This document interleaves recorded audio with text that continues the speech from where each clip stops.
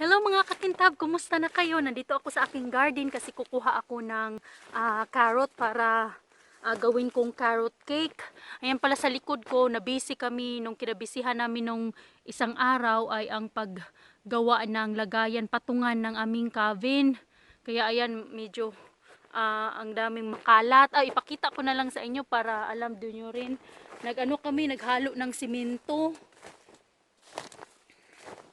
para malagyan ng aming kanang cabin. Ito na lang.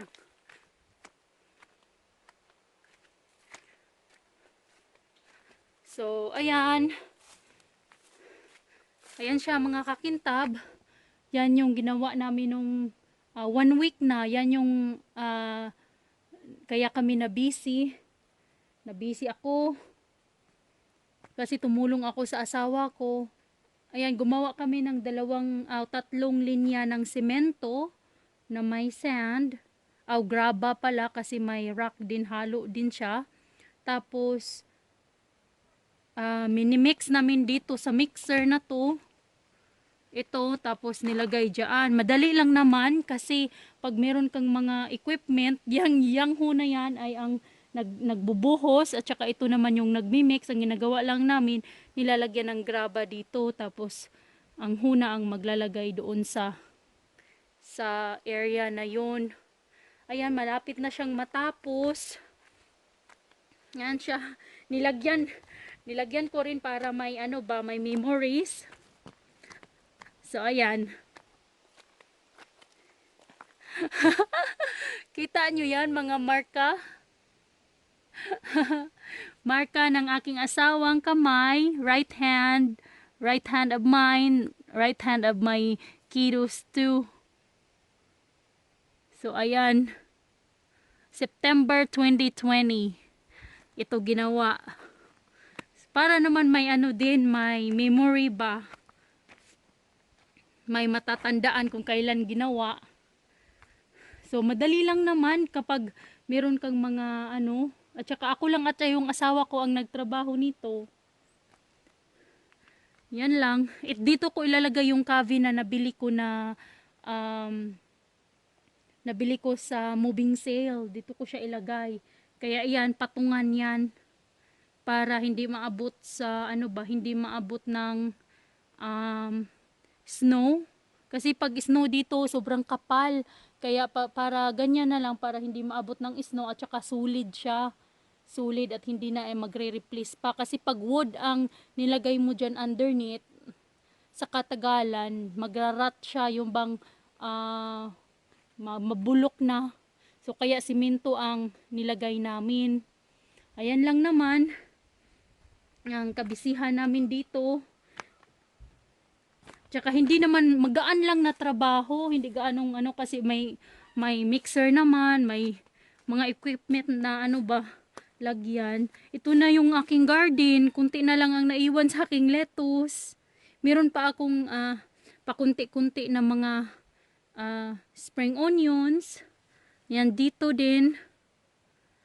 Meron pa yung mga onions ko na purple onion, i-harvest ko na yan kasi medyo maginaw na dito mga kakintab, maginaw na kung nakaano na ako kasi maginaw ngayong umaga. Pero lumabas ako kasi kukuha ako ng carrot cake. Carrot cake naman. Kuha ako ng carrot kasi gawa ako ng carrot cake. Ito na yung aming potato. Kung napapansin nyo, medyo sunog na yung ibabaw kasi nga na siya, low. Kanang na tawag niyan, low temperature na ba? Halos freezing point na. Kaya nagkaganyan siya. Pero hindi pa namin siya i-harvest. Maybe end of September or beginning of October or late of October. It's depend upon the weather. Pero nag-harvest na ako. Kung nakikita nyo, marami na akong na-harvest dito. So ayan, ito yung aking carrots. Nung unang araw, nag-harvest ako ng carrots. Ang carrots ko mga kakintab ng na-harvest ay pandak, ganito lang. Pero masarap pa rin. Tingnan natin dito kung ganun pa rin ba ang aking carrots. Magdali na ako kasi parang uulan na. So ito yung carrot ko. Yan. Bunutin ko lang siya lahat. So pandak pa rin. Ayan, tingnan nyo mga kakintab. Ganun pa rin yung carrots ko, pandak. Pero okay lang din yan kasi organic yan. Wala naman yung mga chemical. Kaya okay lang din. Masarap pa rin yan sa carrot cake. Healthy. So ayan, pandak pa rin talaga siya. Ayan oh, pandak yung carrots ko. Pandak. Ay nako, iwan ko ba bakit nagkaganito ang carrots ko. But anyway, it's still carrots and organic. So, still very good and healthy.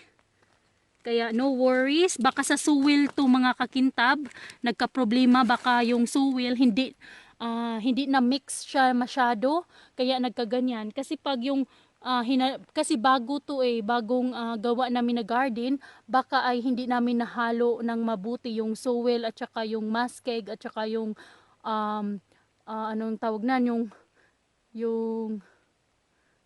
ang tawag niyan, tai ba yung tai sa kuan, manure. Kaya hindi nahalo agad o hindi nahalo ng mabuti, kaya siguro nagkaganito ang aming carrots. But anyway, still good and healthy. Ayan, harvest pa ako ng isa pa. Tingnan natin dito kung pandak ba rin. Pandak. Ano ba yan? Bakit nagkaganito yung aking carrot? Hala, ang tigas naman ito. Hala, ganun pa din. Tingnan nyo. Hala, oy, makatawa man ko usahay aning akong carrots ba? Pasensya na carrot. Still healthy, right, carrot? Makatawa ko sa huang carrot. Tanawa, pandak. Hala, pandak ga jud akong carrots. But anyway, still carrot. Tanawa. Oran, short lang. Hala, magdali na ko kay muulan na. Agoy, ulan. Yeah, look at that. My carrot is very short, almost round. But it's still carrots though and healthy. So no anything here bad. So it is really good too, crunchy and sweet. This one. So ayan lang. Tama na to. Gawing dalawang lutuan ng carrot cake. Gagawin ko siyang parang carrot cake, pero carrot parang muffin siya. Tingnan niyo yung potato ko, purple potato, lumabas na. Ayan oh. Lumabas na sa lungga. Lungga. Ayan. Lumabas na siya. Pero hindi pa yan namin i-harvest kasi wala pa kaming root sealer. Kailangan pa namin gawin this month. So ayan lang. Ito palang area na to mga kakintab. Dito na area, kaya open yan. Ayan, open. Kung napapansin nyo, open yan.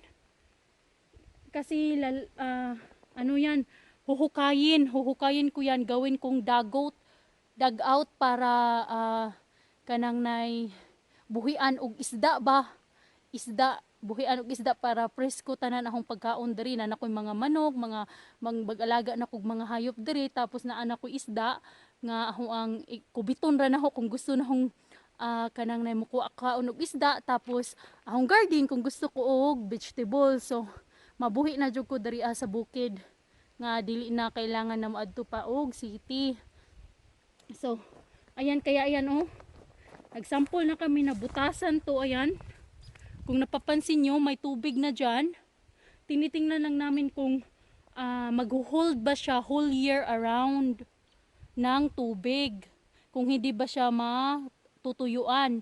So it means ayan, meron pang tubig at ngayon ay malapit na ring mag-winter, kaya ito ay huhukayin namin papunta doon sa pinakadulo, doon sa pinakadulo hanggang dito. Palakihin ko yan dyan, ayan, hanggang dito sa tinatapakan ko. At saka yung garden ko, ayan lang, ang garden ko dyan, yan yung garden ko. So tingnan ko lang kung makakahukay ba kami this year kasi sobrang busy. Maybe next year, kay kung ako lang pwede naman ako maghukay. Kaso lang yung anak ko umiiyak pag ako ay nasa sa kanang nay sa dozer, sa backhoe. Kaya hindi pwede na ako ang maghukay. So tingnan lang namin kung mahuhukayan ba to this year or maybe next year. Kaya ito ay wide open na area. Ayan lang, i-share ko lang sa inyo ang aking buhay dito sa bukid. Minsan talaga ay ganito, minsan ganito lang talaga ako at sobrang saya ko na nandito ako sa farm. Yung asawa ko pala ay nandun sa city ngayon at hindi ako sumama as usual kasi nga ayaw ko talaga sa city. Kaya yon, yung asawa ko lang ay nandun sa city. Ako ay kumuha ng, ayun, kung nakita nyo, nag-harvest ako ng carrot. At yung mga putito ko, pinakita ko lang sa inyo ang aking simpleng buhay dito sa bukid. Sobrang saya talaga. Wala na akong hahanapin pa kasi ito talaga ang buhay na gustong gusto ko. Nasa bukid, nag-harvest, sariwa ang hangin, tapos walang nangingialam sa'yo, walang matang nakatingin sa'yo parati. Ayan. So, yan lang ang share ko lang sa inyo ang aking simpleng buhay dito sa bukid. Maraming salamat mga kakintab. Until next time. Bye!